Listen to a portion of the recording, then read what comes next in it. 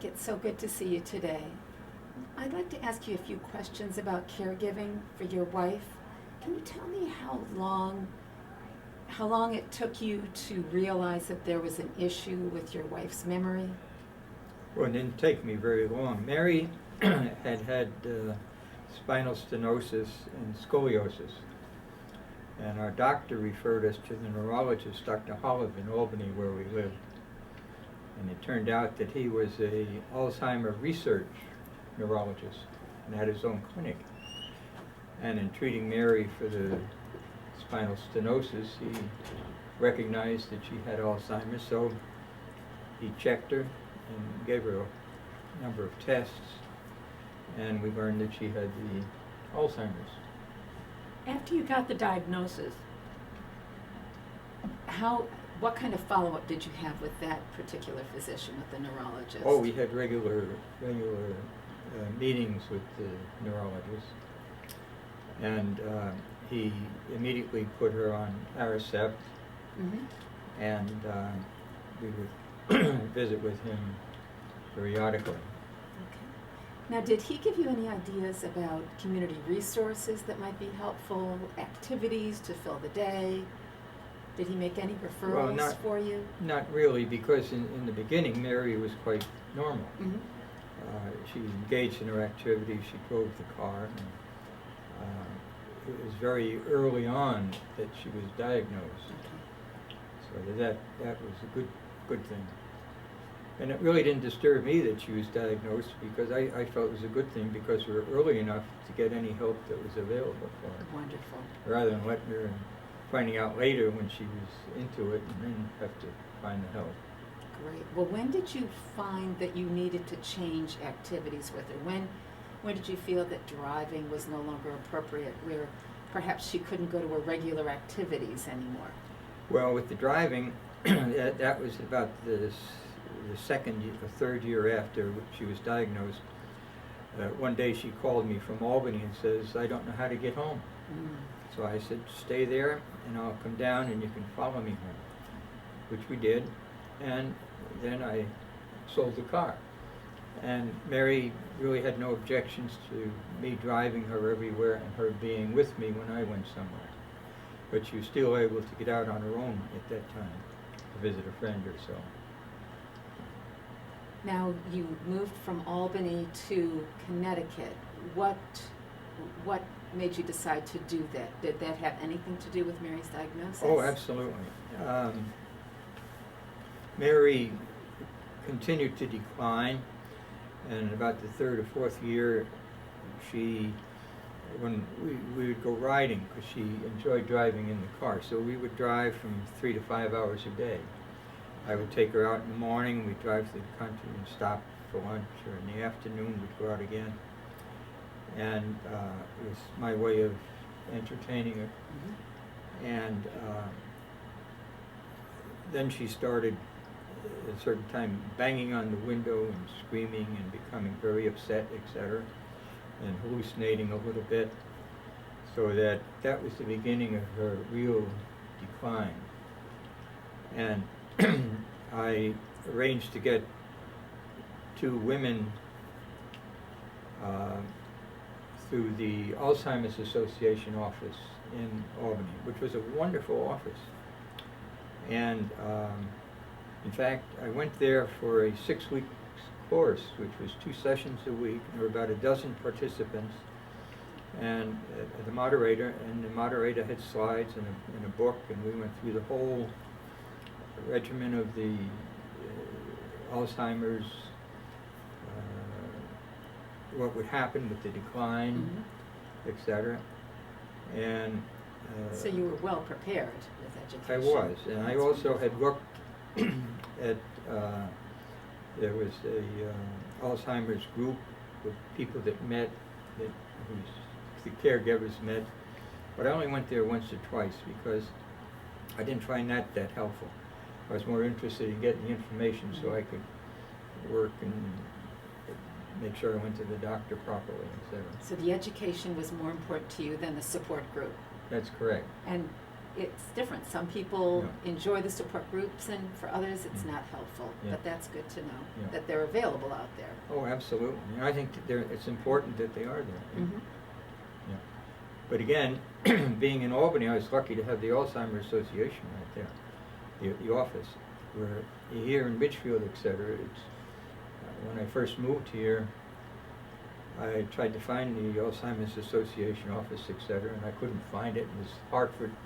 I certainly wasn't going to Hartford for activities. Right, right. So you moved to Ridgefield because... Well, at about the 5th year, which is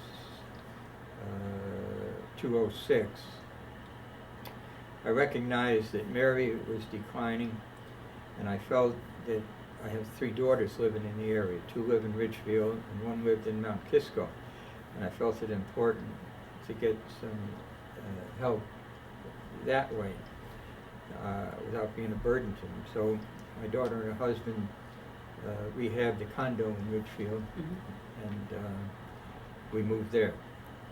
And that move was very successful also because they said that a move like that from house to house could be very disturbing. So what I did is I took Mary and we went and visited my sister for 3 days, and I visited with my daughter Ann for 3 days in Ridgefield. And during that time, my daughter came up from Savannah, and my son and other daughter emptied the house, got the trash bin, loaded the moving truck, moved everything into the house and laid it out. So we walked out of the one house when it was perfect condition, walked into the new apartment, looking as close to the old house as possible, and we had absolutely no problem with Mary. That's a wonderful suggestion for new caregivers. You want to make it as easy a transition as possible, and you said you set it up as similar to your house as you could. That is correct. Yeah, that's just a wonderful I took the floor plans and I located all the furniture and I located the pictures. And the children just followed the plans. That's wonderful. Now I know you're bringing Mary to an adult day center here in Danbury, Connecticut. How did you learn about this particular resource? Well, I learned about it through the social services in Ridgefield. Mm-hmm. And I also had engaged, when I was in Albany, I had 2 women that I hired so that I could get out a little bit. Well, one to go to the Alzheimer's sessions, Mm-hmm. and secondly, to get out to a music session or something. Because in Albany I was very active, playing with 5 or 6 different music groups. And Mary would come with me to all the sessions when she was able. But then as it progressed, she lost the ability really to attend those sessions. Mm-hmm. So I had to have someone come and stay with her. So here I arranged to get a caregiver to come.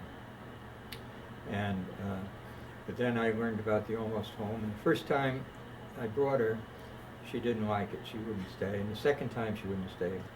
But then my daughter said, let me take her. So she came and stayed with Mary for a couple of hours.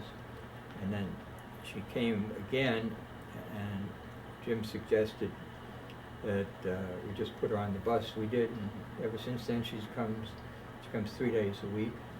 And that gives me time to get out and do the things I need to do.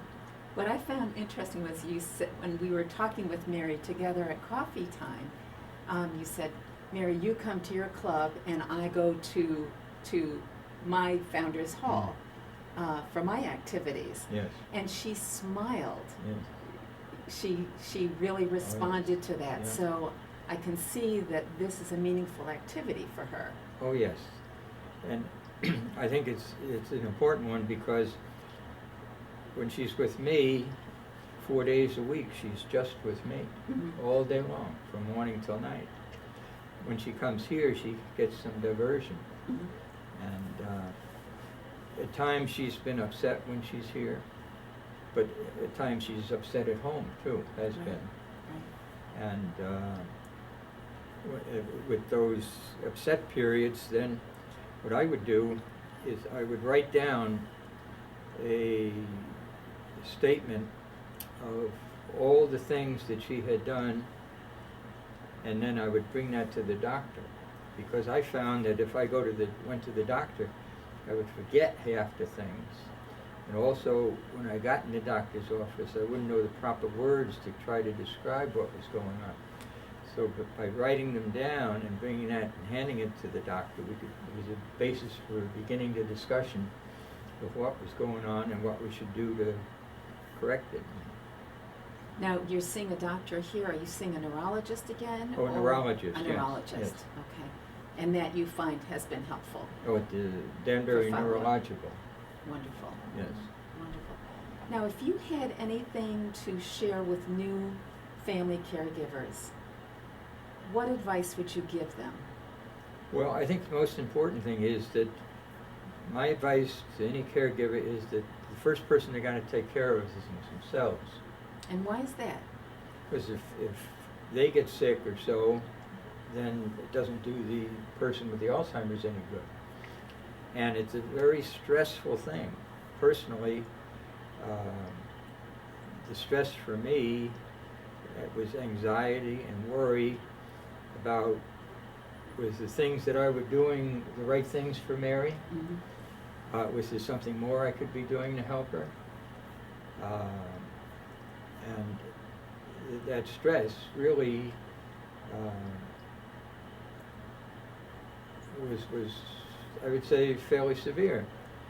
And that's why for the caregiver, it's very important to get a caretaker so that the person can have some time off, Mm-hmm. or go to a place like Almost Home here, so that the caretaker can have time to themselves.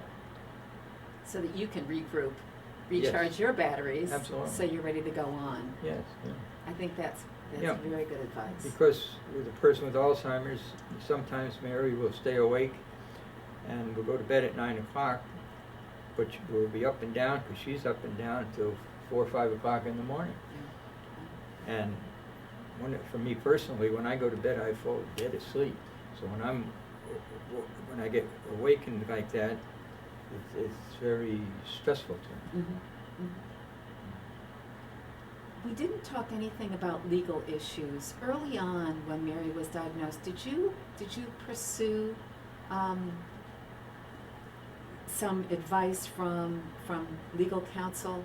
I did not, but the very first thing I did was to get a power of attorney Okay. and have it notarized. Okay, so you didn't have to go to a lawyer to do that. No. You were able to get that information Yes. from Yeah. whom? From Well, the actually, Alzheimer's Association? I just went to the store and bought the form. Good for you. And you knew enough Today to you could do that on the computer. That's right. That's right. Yes. So you were able to do that on your own? Yes, But you and took then care of all of those forms?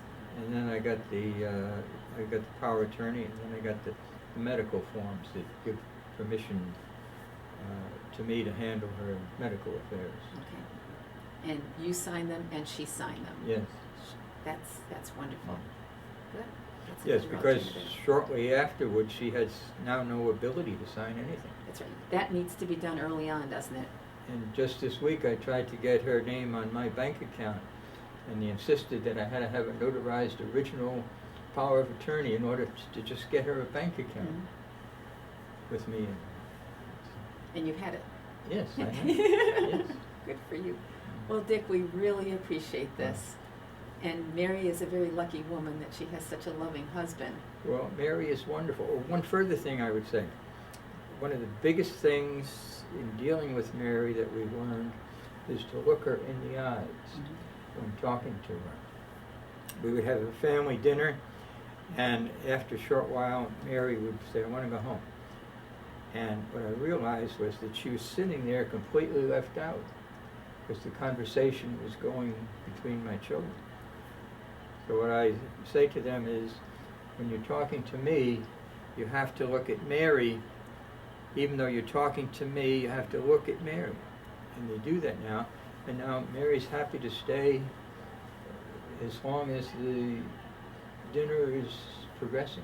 Because she feels as though she's a part of it. That is correct. But in That's addition, wonderful. when you look Mary in the eyes, she's more cognizant Mhm. and responsive and emotional. Michelle, we thank you for joining us today. We wanted to help inform some of the community caregivers that perhaps are just at the beginning of their journey with their loved one with dementia, and share some of the information and some of the experiences that you've had with your mom. Can you tell me when you first noticed there was an issue with your mom and perhaps how you got the diagnosis? Sure. Well, it was about 12 years ago, and at that time we all lived very close, my sister and I, and my mom and my brother. I have one brother that's in New Jersey, but we saw her very frequently, and every night I would go over for dinner.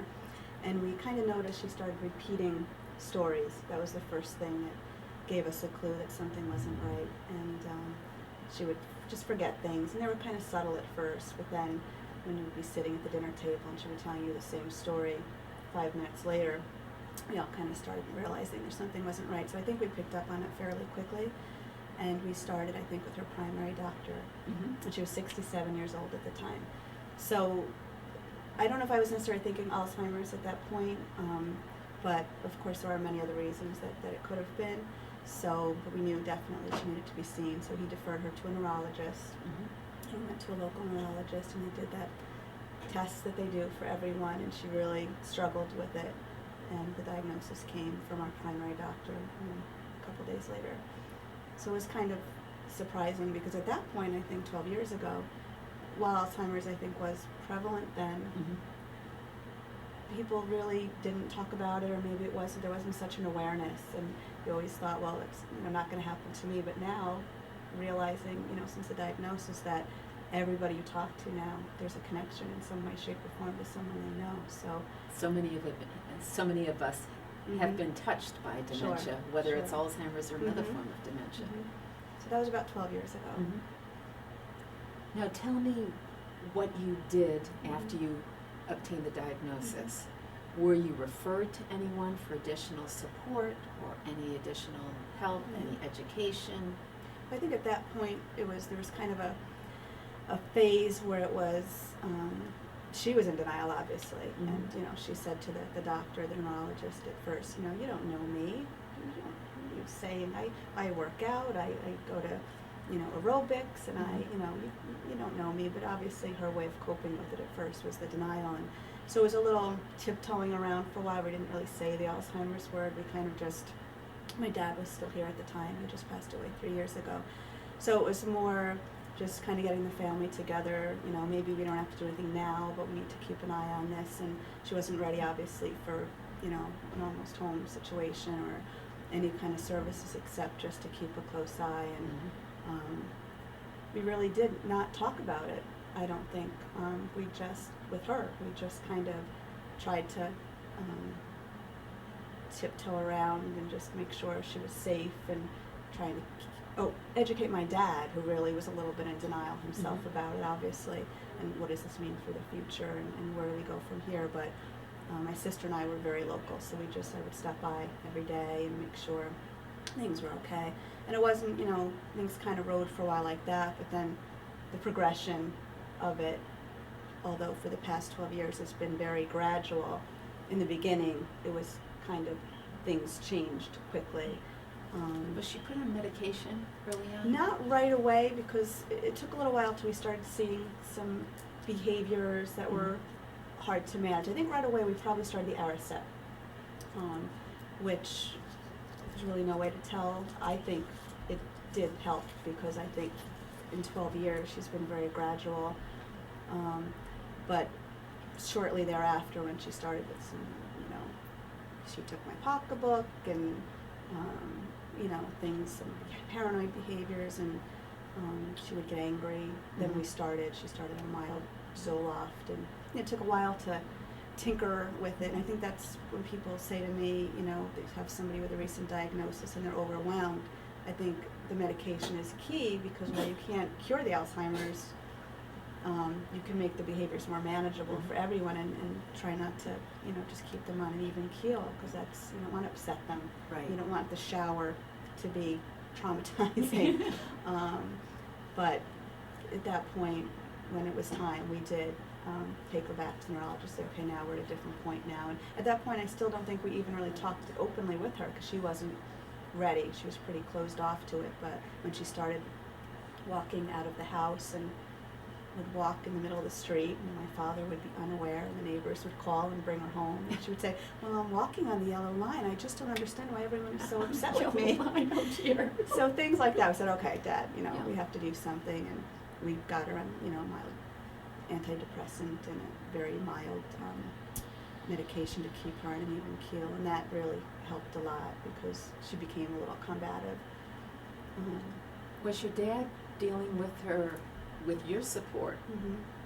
but was there any other support that he was able to You know what? tap into? He really didn't want to. We tried to get him at first. This was for about 4 years. He did it on his own, meaning he was in the house with her, and we would stop by, and we managed it that way. I would go to shower her and check in, and daily, and try to give him some relief. Do you want to go to the senior center? Do you want to? And they kind of weren't very social toward the that period of their life. When my dad retired, they kind of stayed together and did a Mhm. lot together. They went to lunch every day, and they would go join my aunts and uncles in the Poconos for weekends and enjoyed life that way, but didn't really, aside from neighborhood functions, he really didn't have a big friend support system. So we tried to encourage him. He just felt he wanted to be home with her, and he felt he was very loyal to her and whatnot.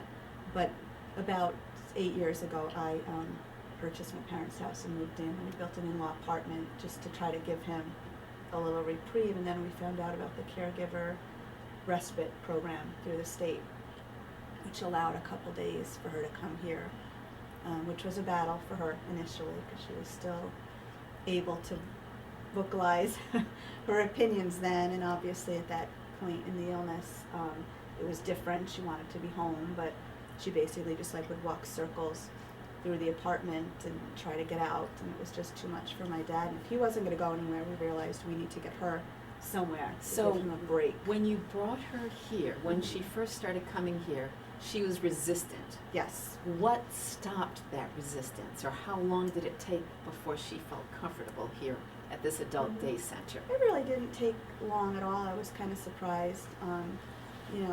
Trying to get that balance of keeping her dignity yet keeping my father's sanity. We were pretty firm that this is what you're doing. I work full time, so obviously I couldn't really help much during the day while I was at work. He was home alone with her, so we knew she had to go. And maybe a week or two of her, getting her to the car was difficult, getting her in the door. But once she would get here and get distracted, and they're fabulous here, and just it was so much better for her than sitting home with my father. He'd be watching TV or serving her meals, but there's so much to look at here, and they have the entertainment, and the staff were wonderful, and she got to really became her home away from home. So it was So in quicker than about I within thought. about a week 2 or weeks two at the That's- most. That's wonderful. At the most, and that was in the height of her right before. She was pretty combative then, so that was worst case. Now would have been easy because she's not aware, obviously, but at that point in the illness, she needed to be here. Now, does she take the bus here? I take her in the morning, and she takes the bus home. Okay, In and the that hasn't been afternoon. an issue getting on the bus? No, we do it now in a wheelchair, but no. Of course, when she first started, halfway through the day, she would start, "Where's Frank? I want to go home," but they would distract her, and she knew she was going home, so she got on the bus. But, in the morning I take her, so I think it's nice to see everyone and kind of interact with them and talk to And get them, her all the situated. caregivers, and get her situated. I noticed this morning when you came in with her, you were all sitting around having coffee together, which is sort of a natural way to begin the day. Sure. Which is wonderful. You said that they were pretty much in denial initially. Did they do anything with power of attorney or Not power of attorney for healthcare decisions early on, or how Not has early that on. been It's handled? awkward initially, I think, Okay. when there was still my dad still alive, and he was still obviously very much in control of everything. Not until my dad got ill 3 years ago did we realize, and he got ill in November. He got cancer, and 3 months later he passed away. So it was like, why did we wait so long? And that would be my advice to people: is it's uncomfortable to bring up, it's like taking away all their dignity. But at that point, we had to, obviously, with my dad, so we had power of attorney for my mom, power of attorney for my dad, and we kind of handled it all. Got a great elder lawyer who was very aware of the law, and got all that in place, because that is necessary, obviously. And you don't want to be in a situation where you have to go through the process of declaring someone incompetent That's in right. order to That's get, right. able to take care of their needs. So that would be something I probably wouldn't have waited as long, but you're inundated with so many other things that kind of goes in the back burner till it's necessary. So that's not something that the neurologist had advised that No. you did No. early on, or No. because many of them will, and Okay. I was just wondering. Okay. Or did you ever tap into any of the other resources available in the community, such as a support group or? I did for a short while initially. My sister and I went, but finding the time to do that, and I'm just Google girl. I'm just always, so I took it upon myself to go online. And I knew about Alzheimer's, but of course didn't know. So there were some resources out there, the stages and where is she now in the stage, and So you did your education through the computer? yes, searches, yes. And which then is and when I wonderful. saw a good topic, I would go to Mhm. the support group. But I just didn't really have the time to network and interact, and it is very beneficial, I think. But I think just for my crazy life, it just wasn't, It was not value added for you. You were Yes. able to get your education elsewhere, Yes. and your support elsewhere, yes. which And is my sister and I, we supported each other. And once I moved in, time even then was even harder to do something like that. But definitely, I wish my dad would have taken advantage of that. But he just, for whatever reason, felt he didn't need it. and which is fine. That was his choice. Yeah, Everybody copes with and things in different issues ways. in different ways, and that was his comfort level. Mhm. If you had any advice to give to a family member who is providing care for someone that has a memory issue, what advice would you give them early in their journey?